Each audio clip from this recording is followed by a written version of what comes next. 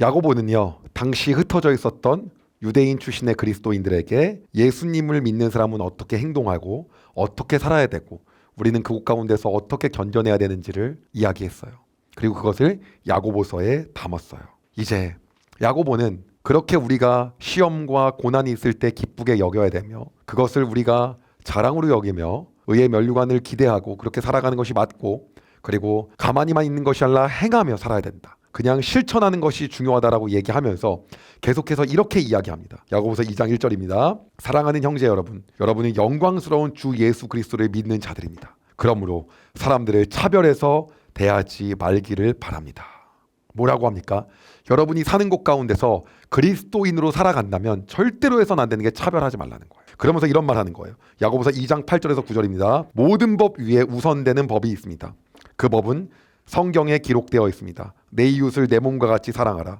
만일 여러분이 이 율법을 지키면 잘하는 것입니다. 그러나 사람을 차별하여 대한다면 죄를 짓는 것이며 이 율법에 따라 여러분은 하나님의 법을 어긴 것이 됩니다.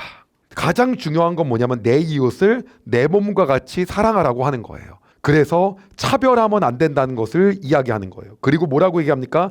역시 마찬가지로 이 2장을 통해서도 행함이 없는 믿음은 죽은 믿음이라고 이야기하는 거예요.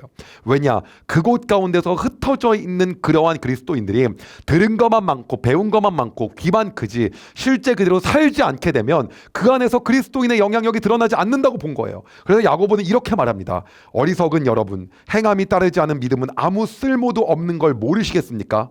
우리 조상 아브라함은 그의 아들 이삭을 제단에 바침으로써 그가 행한 일로 의롭다 하심을 받았습니다. 유대파 그리스도인이기 때문에 아브라함 얘기를 하고 있는 거예요. 그리고 말합니다. 이렇게 그의 믿음에는 행함이 따랐으며 그의 행동으로 믿음이 완전하게 되었습니다. 아브라함이 하나님을 믿었고 하나님께서는 그 믿음을 받으셨으며 그 믿음으로 하나님께 의롭다 하심을 받았다라는 성경 말씀의 의미가 무엇인지 이제 알 수 있을 것입니다. 아브라함은 그 후 하나님의 친구라고 불렸습니다. 그러므로 사람이 행동으로 의롭다함을 받을 수 있으며 믿음만으로는 의롭다함을 받을 수 없습니다.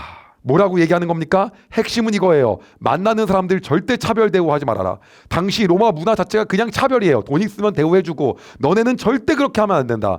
그리고 실제 그대로 행하고 살라고 이야기하는 거예요. 계속해서 이야기합니다. 잠깐 넘어가기 전에 2장에서 했던 이야기를 저하고 정리하고 가겠습니다. 차별하지 말고 가난한 사람들 존중해야 된다. 너희도 로마인들처럼 차별하면 안 된다. 그리고 행함이 없는 믿음은 죽은 믿음이다 라는 걸 얘기하는 거예요. 그 다음 세 번째 야고보는 3장에서 이어서 이렇게 말합니다. 혀가 중요하다. 너네 말을 정말 신중하게 여겨야 된다.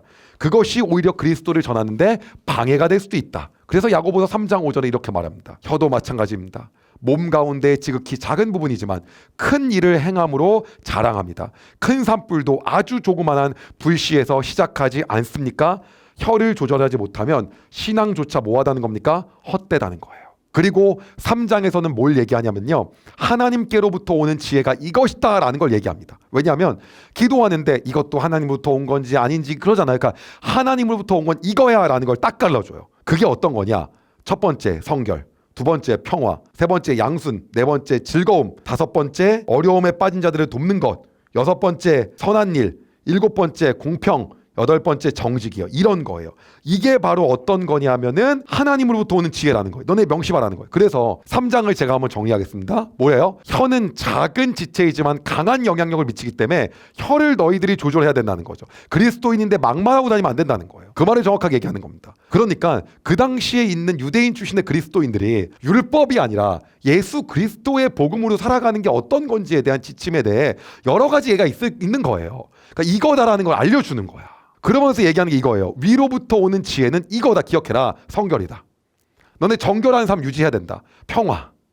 다툼이 없어야 된다. 다툼이 있으면 안 된다. 온유.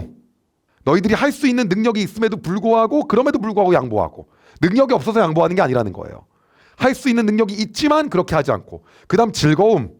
그리고 구제하는 거. 선행하는 거.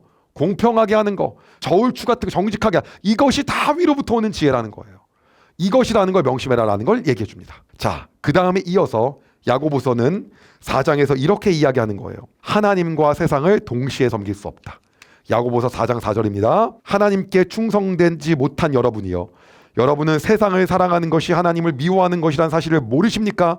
만일 세상과 벗하고 싶은 사람이 있다면 그는 스스로 하나님과 원수가 될 것입니다. 뭐라는 거예요? 하나님을 가까이 하며 세상을 쫓지 말라는 거예요.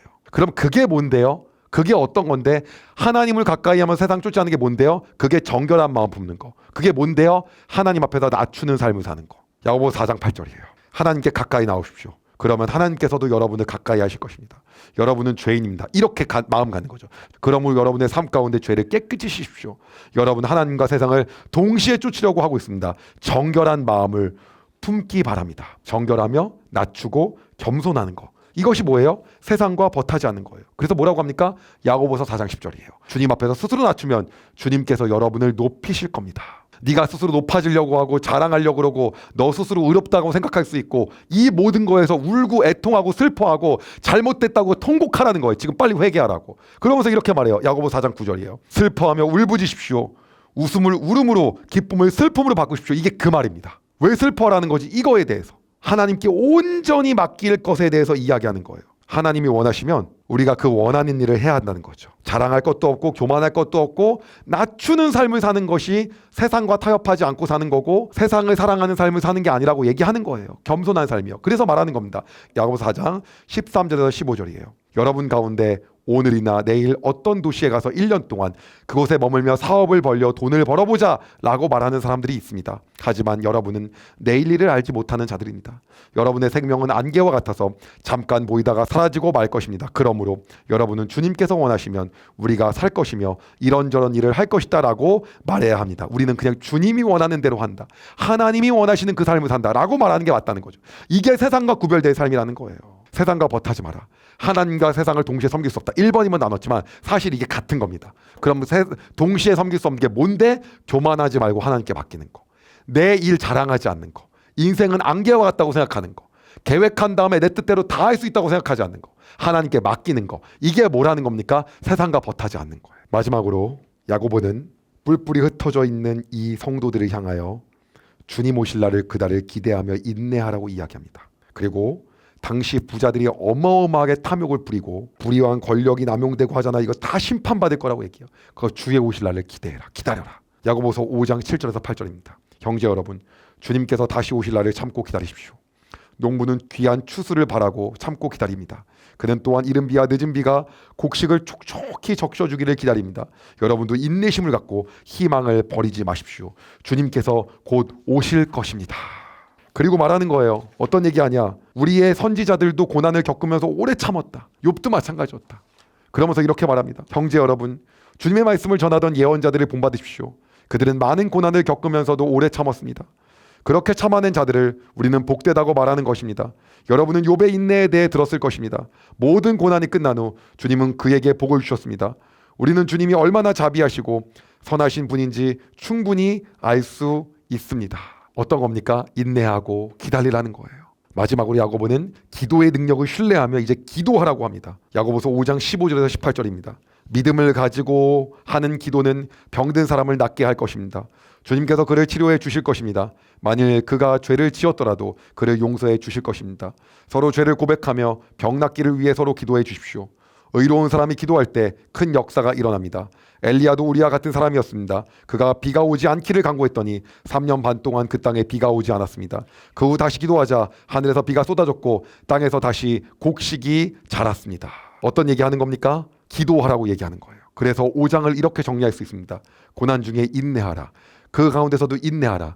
주님 곧 오신다. 추수한 자가 인내하는 것처럼 인내하라. 욥을 기억하라. 그러면서 뭐라고 합니까? 기도의 능력을 강조하면서 믿음의 기도는 병든 자를 고치고 의인의 기도는 역사함이 크다 라고 얘기하면서 이 5장을 이야기합니다. 그리고 야고보는 이들을 향해서 마지막으로 이 메시지를 던집니다. 뭐라고 이야기하냐면 여러분 복음을 전하셔야 됩니다. 그것 가운데서 예수 그리스도를 전하는 것이 바로 우리가 해야 되는 삶이며 그것 자체가 여러분이 이 가운데 하셔야 될 일입니다라고 권면합니다. 야고보서 5장 19절에서 20절이에요. 내 형제 여러분, 여러분 가운데 어떤 사람이 진리에서 떠나 헤매고 있을 때 누군가 그를 잘못된 길에서 다시 돌아오게 했다면 예수 그리스도께 오게 했다면 그는 죄인의 영혼을 사망에서 구원한 것이며 이로써 그 사람의 많은 죄도 용서를 받게 한 것입니다. 이것이 야고보가 오늘 우리에게 하는 메시지입니다. 이 내용을 다시 한번 우리가 한번 점검해 보도록 하겠습니다. 야고보는요, 스데반의 박해에 의해 뿔뿔이 흩어진 그러한 유대인 출신의 그리스도인들을 향해서요, 격려와 위로, 그리고 그들이 해야 될 촉구, 이것들에 대한 메시지를 할 필요가 있었어요. 왜냐? 로마의 박해는 더 심해지고요, 유대인들은 이들을 더 미워하고요, 이들은 고난간에 있기 때문에 왜요? 이것을 포기할 수 있어요. 아, 나 이제 그리스도인 포기할까? 이거 너무 힘든데? 근데 그러면 안 된다는 거예요. 오히려 그 고난에서 영향력을 발휘하며 살아야 된다는 것이죠. 그 메시지가 필요했던 시기였던 거예요. 그때 야고보는 이렇게 말한 거예요. 시험과 고난을 기쁘게 여겨야 된다. 인내를 함으로써 우리가 더 성숙하고 온전하게 이루어야 된다. 말씀을 듣기만 하지 말고 오히려 이때 행해야 된다.